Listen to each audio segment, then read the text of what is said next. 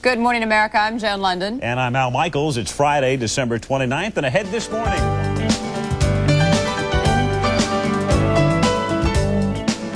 A number of fields to tell us what they have learned from the 1980s and what this will mean for all of us in the 1990s. Here is their vision of the future. The 80s are going down in American history probably as the age of greed. We were told by our national leadership that every man in pursuing his own self-interest best serves the general interest. Our task of the 90s is a task of national renovation.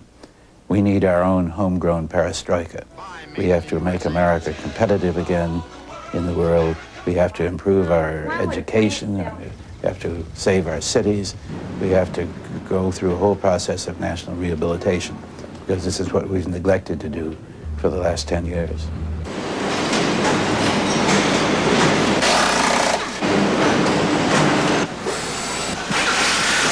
In the 1980s, we talked a lot about Japanese competition. With the formation of the common market and the possible integration of Eastern Europe into that common market, in the 1990s, we'll talk about European competition.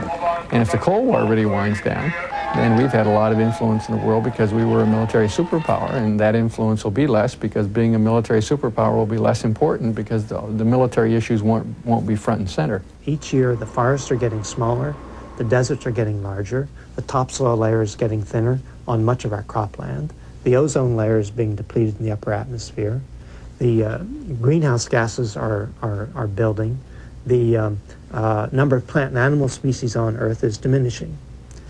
Any one of these trends, if it continues indefinitely, could undermine civilization as we know it.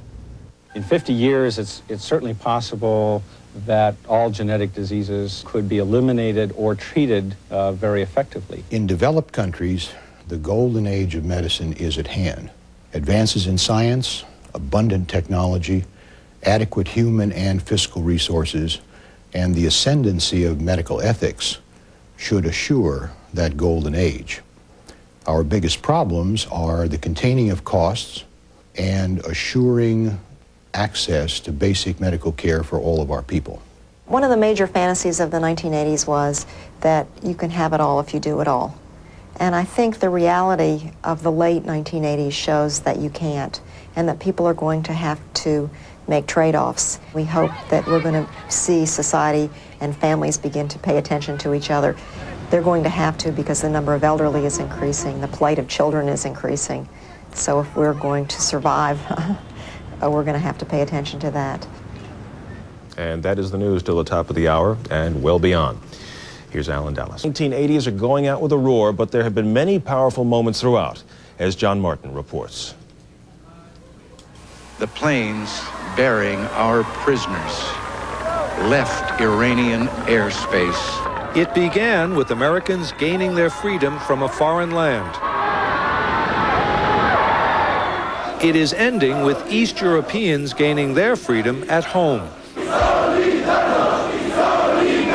Across the world, after decades of struggle, some were tasting the first fruits of political change. Some found it sweet. Some found it bitter and deadly. Leaders were not immune from violence.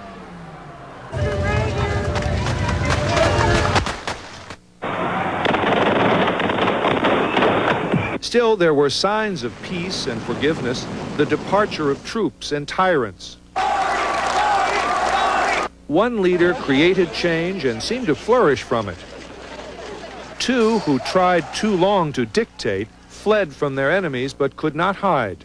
Nicolae Ceausescu and his wife Elena were executed. At times, war, declared or undeclared, flourished. Millions died. Do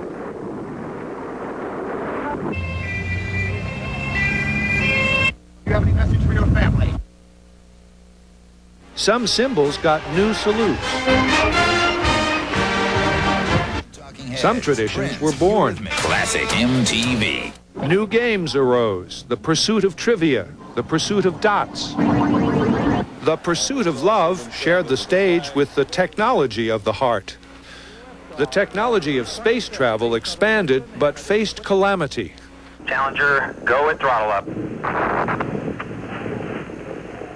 Still, the voyage continued for spacecraft and comets. This is the worst sighting in 2,000 years. Old dilemmas remained: to rescue a child, to rear a child, to find a child. Planes fell. There's been a major air crash in the Midwest, and there have been at least 100... Lava exploded. The earth quaked. Please leave the area immediately. The winds blew. Forests burned. Oil spilled. We've just ruined one of the jewels of the United States, if not the world. Nuclear engineers and chemists made mistakes. Tens of thousands suffered. Without rain, food vanished. Millions suffered. Across the world, millions learned of a new enemy and set about helping and remembering. Roger Harvey Thompson. Some use chemicals to poison others, some to poison themselves. Crime exploded. Fear grew so great that in New York, a lone man fought back and broke the law. Hope had revived for peace at the end of the Cold War, for prosperity after the stock market plunged. Spirits plunged with the banning of some of the sports world's greatest heroes. But spirits also soared, the flight of a gymnast, the victory of an underdog. This impossible dream comes true! By decade's end, there were still many wars underway, but the Earth seemed capable of coming out on top. A brighter future? Perhaps. An improbable prospect from an incredible decade. John Martin, ABC News, Washington. And that's the world of the